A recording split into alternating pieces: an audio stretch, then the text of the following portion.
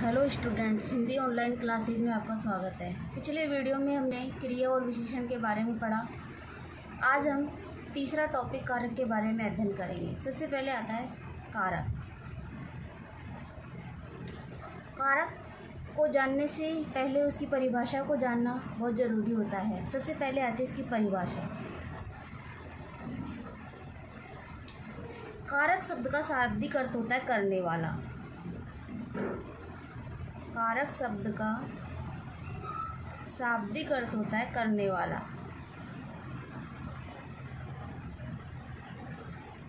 होता है करने वाला। अब आती है इसकी परिभाषा। परिभाषा है इसकी, जब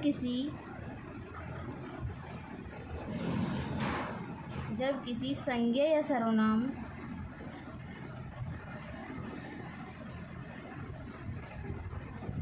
पद का संबंध वाक्य में प्रयुक्त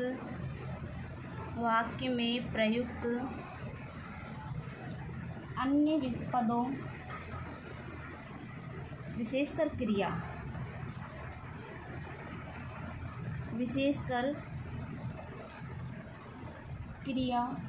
के साथ किया जाता है, उसे कारक कहते हैं।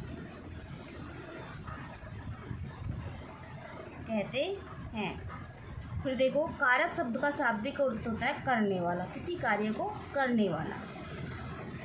परिभाषा, जब किसी संज्ञा या सर्वनाम पद का संबंध वाक्य में प्रयुक्त अन्य पदों विशेषकर क्रिया के साथ होता है, उसे ही कारक कहते हैं। क्योंकि करने वाला और क्रिया का अर्थ होता है किसी कार्य को करने वाला, तो क्रिया के साथ होता है, उसे ही कारक कहते हैं। अब आते हैं विभक्ति। क्योंकि कारक में वाक्य को पूरा करने के लिए कुछ विभक्ति चिन्हों का प्रयोग किया जाता है, तो सब विभक्ति किसे कहते हैं? पहले विभक्ति की परिभाषा जानना जरूरी है। विभक्ति कहते हैं कारक को प्रकट करने के लिए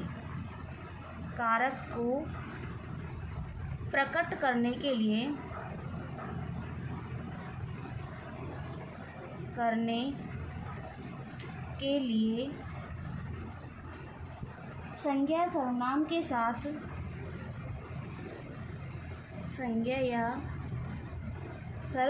के साथ जो चिन्ह लगाया जाता है, उसे विभक्ति कहते हैं।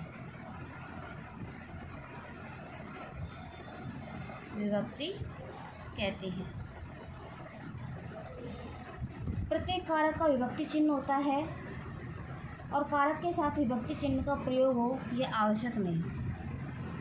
प्रत्येक कारक का अपना एक विशेष विभक्ति चिन्ह होता है और ज़रूरी नहीं कि हर वाक्य में ही विभक्ति चिन्ह का प्रयोग किया जाए, वह अपने नियम के अनुसार किए जाते हैं।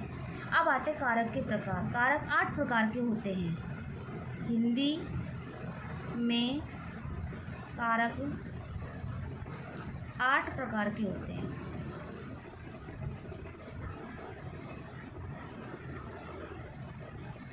पहला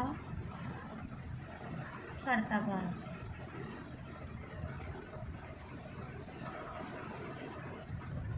दूसरा कर्म कारक, तीसरा करण कारक,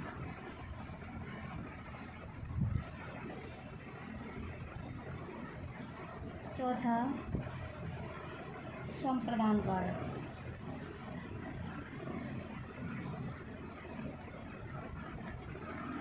पांचवा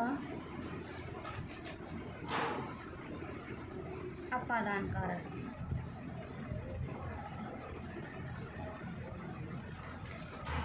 छठा संबंध कारक,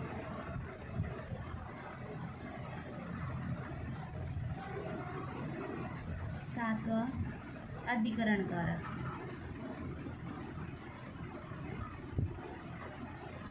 और 8वां है संबोधन कारक। संबोधन का कारक। अब इनके विभक्ति चिन्ह होते हैं कर्ता, ने,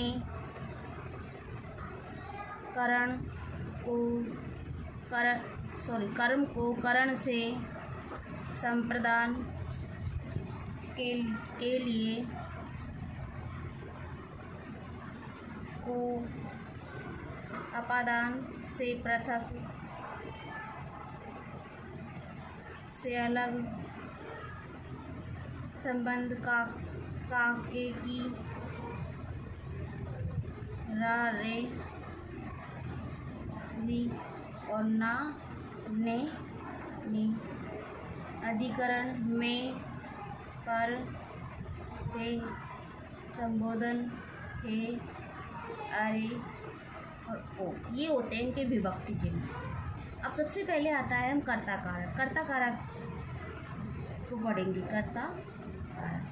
कर्ता कारक की परिभाषा होती है संज्ञा सर्वनाम का वह रूप, संज्ञा या सर्वनाम का वह रूप जो क्रिया के करने का बोध कराता है, क्रिया के करने का बोध कराता है, उसे कर्ता कारक कहते हैं। और कर्ता कारक का विभक्ति चिन्ह होता है ने।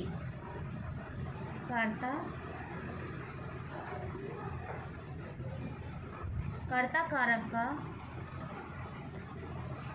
विभक्ति चिन्ह होता है ने।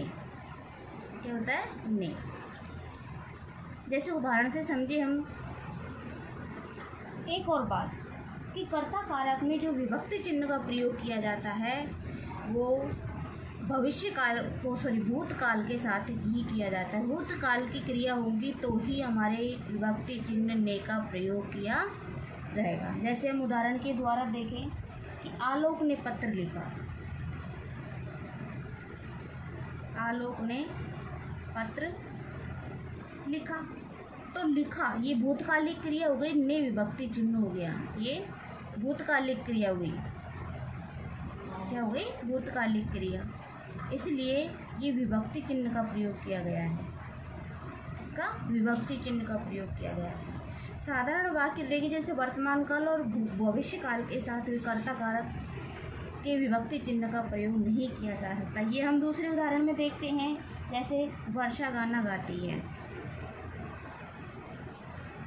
गाना गाती है। अब यह क्रिया किसमें हुई है? वर्तमान काल में। किसमें हुई है? वर्तमान काल में। इसलिए इसे विभक्ति चिन्ह का प्रयोग नहीं किया गया है। अब दूसरा आता है हमारा कर्म कारक। कर्म कारक का विभक्ति चिन्ह होता है को। इसकी परिभाषा है कि वाक्य में जिस शब्द पर क्रिया का प्रभाव पड़ता है, वाक्य में जिस शब्द पर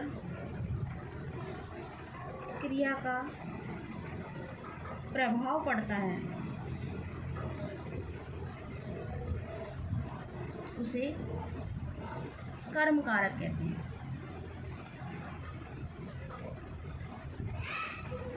और कर्म कारक का विभक्ति चिन्ह होता है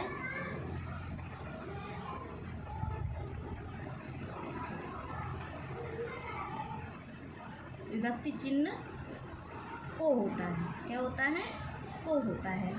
जैसे एक बात और कि जो को विभक्ति चिन्ह है उसका प्रयोग सजीव कर्म के साथ ही किया जाता है। सजीव और अगर निर्जीव कर्म होगा तो को विभक्ति चिन्ह का प्रयोग है। जैसे कर्ता कारक में भूतकाल के साथ ही ने कर्ता कारक विभक्ति चिन्ह का प्रयोग किया जाता है। उसी तरह कर्म कारक में भी अगर सजीव कर्म हुआ तो ही हमारे विभक्ति चिन्ह को का प्रयोग किया जाएगा, वरना निर्जीव के साथ कोई विभक्ति चिन्ह का प्रयोग नहीं किया जा सकता। जैसे उदाहरण में देखें हम, निकिता दूध पीती है, तो इसमें दूध शब्द तो क्या हो गया, निर्जीव, इसलिए इसमें विभक्ति चिन्ह का प्रयोग नहीं किया गया। दूध निर्जीव है इसलिए विभक्ति चिन्ह का प्रयोग नहीं किया गया। दूसरे उदाहरण में दूसरे तरीके का उदाहरण देखते हैं सजीव वाला, कि राम ने रावण को मारा। राम ने रावण को मारा, तो रावण इसमें कर्म हो गया। ऐसे निकिता इसमें दूध कर्म हो गया, जो भी निर्जीव है इसी में रावण क्या हो गया, कर्म हो गया। और वो कैसा है, सजीव। कैसा है, सजीव। सजीव के साथ को विभक्ति चिन्ह का प्रयोग किया गया है। अब तीसरा आता है हमारा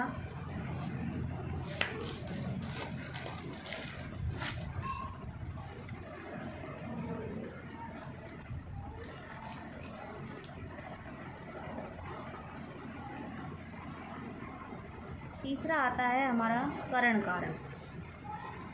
करण कारक, करण कारक का विभक्ति चिन्ह होता है से। क्या होता है, से। करण कारक की परिभाषा है कि वाक्य में कर्ता जिस साधन या माध्यम से क्रिया करता है, वाक्य में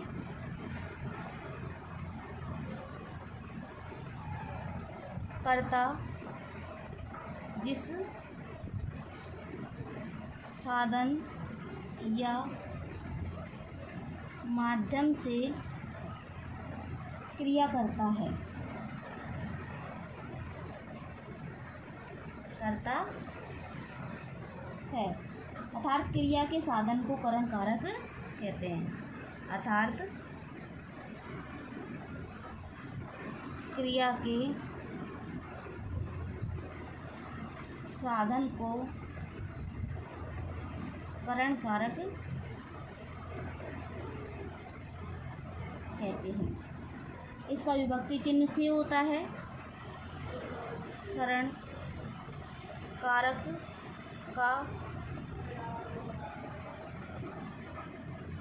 विभक्ति चिन्ह क्या होता है, से होता है।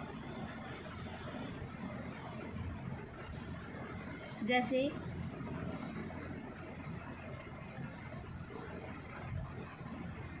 पहला उदाहरण देखिए हम, कि खुशी चाकू से फल काटती है। हमारी परिभाषा कहती है कि वाक्य में कर्ता जिस साधन या माध्यम से क्रिया करता है, अर्थात क्रिया के साधन को करण कारक कहते हैं। तो इसमें खुशी क्रिया फल काटने की कर रहा है, वो काटने की क्रिया कर रहा है, किसको, फल को काटने की क्रिया किसके माध्यम से कर रहा है, चाकू के माध्यम से। तो ये क्या हो गया, साधन हो गए। क्या हो गया, साधन हो गया। तो इसी को क्या कहेंगे हम, करण कारक। दूसरा उदाहरण देखें हम, कि अंकिता पेन से लिखती है। इसी प्रकार इसमें कि पेन के माध्यम से वो लिख रही है, क्रिया कर रही है। किससे, लिखने की क्रिया किसके माध्यम से कर रही है, पेन के माध्यम से। तो ये क्या होगा, ये भी साधन हो गया एक क्रिया करने का। तो ये क्या हो गया, करण कारक हो गया। अब चौथा आता है संप्रदान कारक।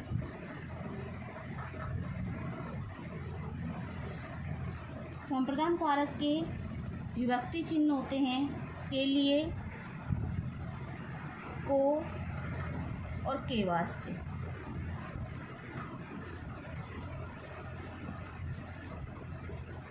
और इसकी परिभाषा की संप्रदान शब्द का अर्थ होता है देना।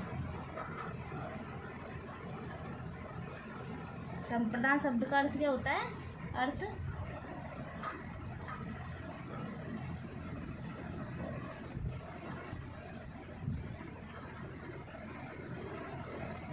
देना। वाक्य में कर्ता जिसे कुछ देता है,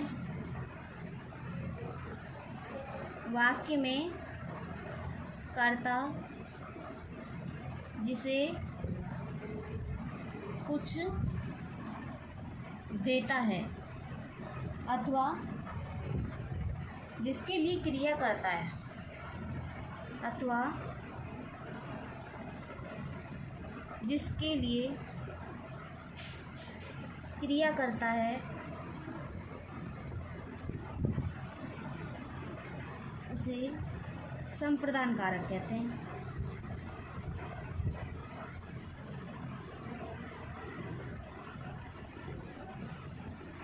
संप्रदान कारक कहते हैं और उसकी विभक्ति चिन्ह के लिए को के वास्ते होता है।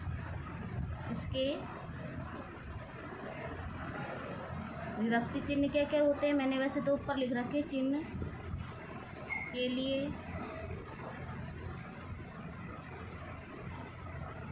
को और के वास्ते होते हैं। जैसे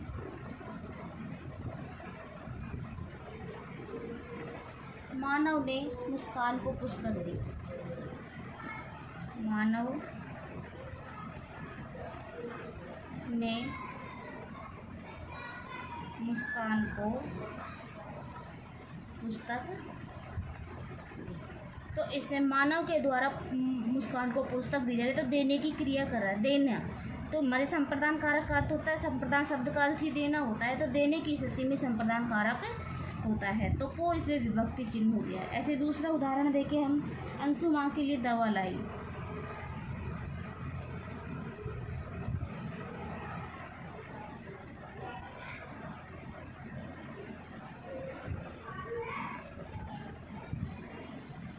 दवा लाई, तो हमारी परिभाषा में है कि जिसके लिए क्रिया करता है, तो अंशु माँ के लिए क्रिया कर रही है, तो इसमें भी क्या हो गया, कौन सा कारक हो गया, संप्रदान कारक हो गया। अब अंशु माँ के लिए क्रिया कर रही है, किसके लिए, माँ के लिए क्रिया कर रही है, तो इसमें संप्रदान कारक हो गया। अब अगला आता है हमारा पांचवा आता है अपादान कारक।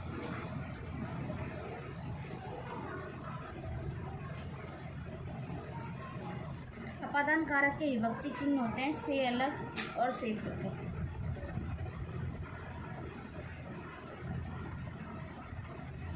अलग और पृथक एक ही बात होती है, किसी चीज़ को अलग करना। इसकी परिभाषा कहती है कि वाक्य में जब किसी संज्ञा सर्वनाम के वाक्य में जब किसी संज्ञा या सर्वनाम के जिस रूप से एक वस्तु या व्यक्ति का जिस रूप से एक व्यक्ति या वस्तु का दूसरी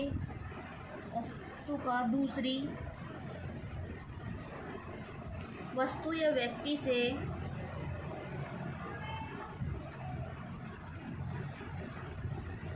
अलग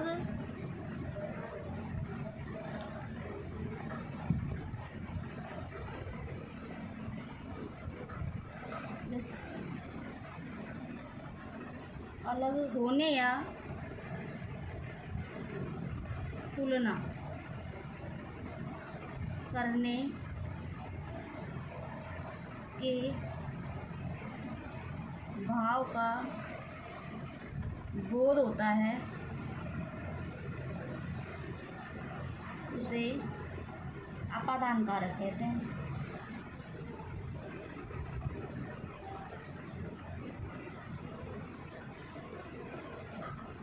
अपादान कारक कहते हैं, अर्थात जिससे अलग हो या जिसकी तुलना अलग होने की तुलना की जाए, वही क्या होता है, अपादान कारक होता है। जैसे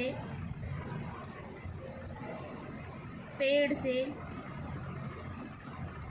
पत्ता गिरता है, इसमें पेड़ से पत्ते के अलग होने की बताया गया है, पेड़ से पत्ता अलग होने की बताया गया है। जैसे और जिसमें ये से शब्द है वही अलग होने का, पृथक होने का संकेत देता है, ये वो बोध कराता है। तो पेड़ से पत्ता अलग हो रहा है। दूसरे में तुलना की गई है कि सविता नेहा से अच्छा लिखती है, इसलिए इसमें इसकी क्या की गई है, नेहा से तुलना की गई है। क्या गई है, नेहा से तुलना की गई है इसकी सविता की, और इसमें अलग होने का बोध किया गया है। ये अपादान कारक हो गया। अगला आता है हमारा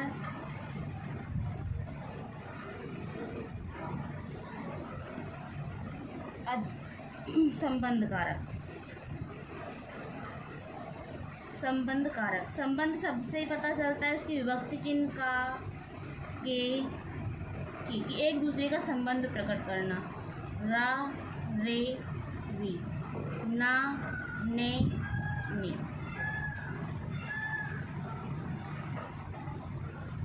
इसकी परिभाषा देखो, संबंध कारक मैंने बताया कि संबंध शब्द, इस शब्द से ही पता चलता है कि एक दूसरे का संबंध प्रकट करना ही संबंध कारक कहलाता है। तो इसकी परिभाषा देखो, डेफिनेशन है कि जब वाक्य में किसी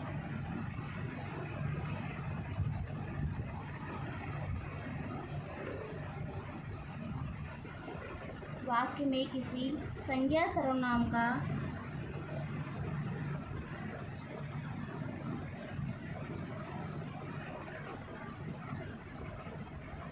अन्य किसी संज्ञा या सर्वनाम से संबंध हो, उसे संबंध कारक कहते हैं। उसे संबंध कारक कहते हैं। उसकी विभक्ति चिन्ह का, के, की, ना, ने, नी, रा, रे, री बार बार बताने की तो इसमें है नहीं, मैंने ऊपर लिख रखे हैं इसके इनके साथ भी लिख रखे हैं इनके मैंने। अब उदाहरण के द्वारा इसको समझते हैं कि किस प्रकार ये एक दूसरे का संबंध प्रकट करते हैं। सबसे पहला उदाहरण है कि साहिल की पुस्तक खो गई। पुस्तक खो गई, तो साहिल का पुस्तक के साथ संबंध प्रकट कर रहा है इसलिए विभक्ति चिन्ह। तो संबंध प्रकट करना है, संज्ञा सर्वनाम का संबंध प्रकट करना, एक संज्ञा सर्वनाम का दूसरे संज्ञा सर्वनाम के साथ प्रकट, ये संज्ञा शब्द इस संज्ञा शब्द के साथ क्या करे, संबंध प्रकट कर रही है, तो इसमें कौन सा हो गया, संबंध कारक। कौन सा हो गया, संबंध का। ऐसे दूसरा देखिए कि तुम्हारा चश्मा यहाँ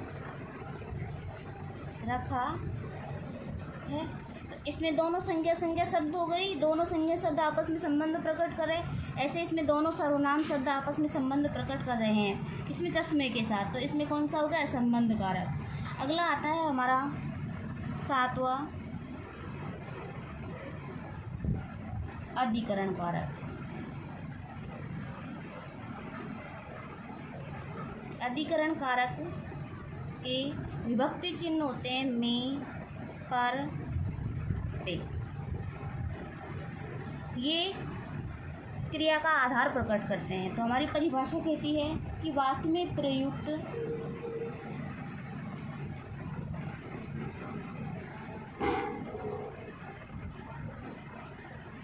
संज्ञा या सर्वनाम के जिस रूप से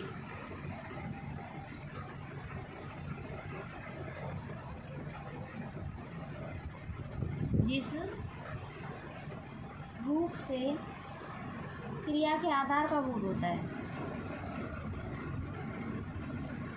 क्रिया के आधार का बोध होता है,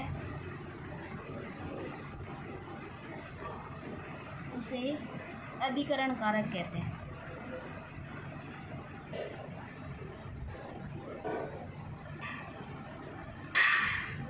इसका विभक्ति चिन्ह में पर पे होता ही है। जैसे उदाहरण से समझ में आता है कि मेज पर पुस्तक रखी है, मेज पर पुस्तक रखी है। तो उदाहरण से इसमें देखो कि मे पर पे तो इसकी विभक्ति चिन्ह हो गई और वाक्य में प्रयुक्त संज्ञा सर्वनाम के जिस रूप से क्रिया के आधार का बोध होता है। तो क्रिया रखना हो गई हमारी, तो आधार है मेज पर पुस्तक रखी है। किस पर रखी है? मेज पर। तो मेज इसका क्या हो गई? आधार हो गई। तो क्रिया के आधार का बोध होगा, वही कौन सी कारक हो जाएगा? अधिकरण कारक।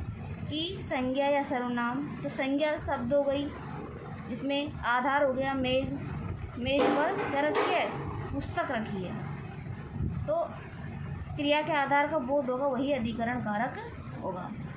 दूसरा, जैसे दूसरा उदाहरण देखें हम कि पेड़ से पक्षी आकाश में उड़ रहे हैं।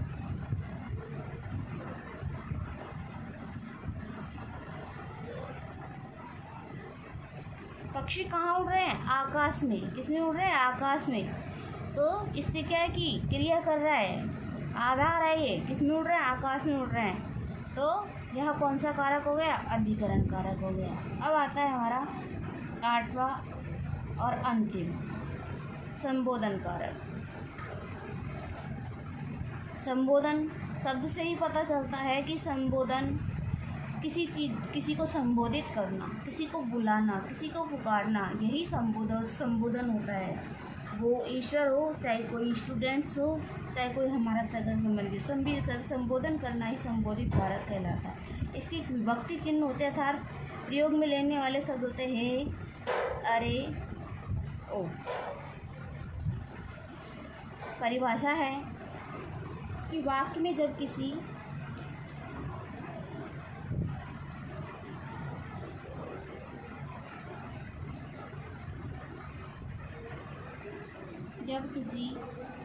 संज्ञा या सर्वनाम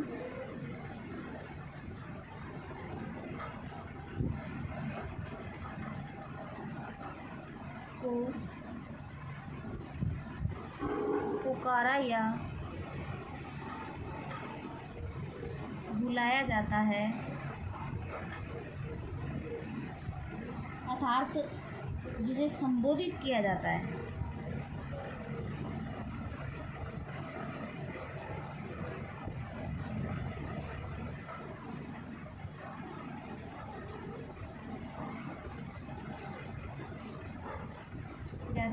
उसे संबोधन कारक कहते हैं।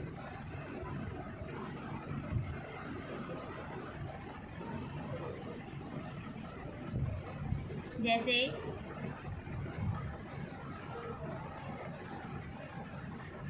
हे प्रभु रक्षा करो,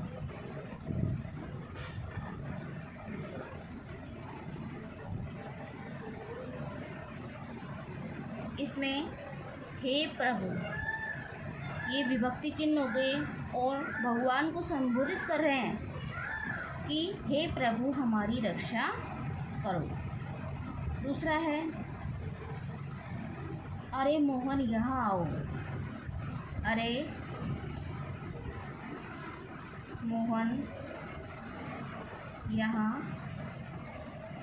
आओ।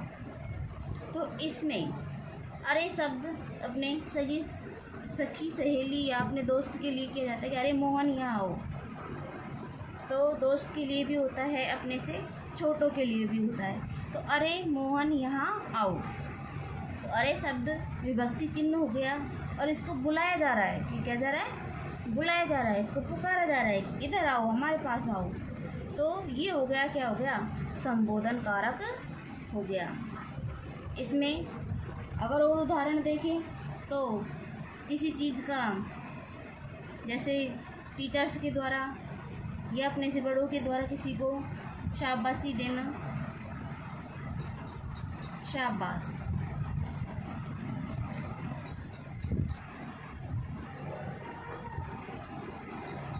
बहुत अच्छा। पुनर्वलन देना कहते हैं इसको, क्या कहते हैं? पुनर्वलन देना, शाबाश बहुत अच्छा। किसी को शाबाशी दी जा रही है, संबोधित किया जा रहा है, शाबाश बहुत अच्छा, बहुत अच्छा कार्य किया तुमने। तो इस प्रकार ये थे हमारे कारक। आज यह टॉपिक हमारा यही समाप्त होता है। अगले टॉपिक में हम काल पढ़ेंगे। धन्यवाद।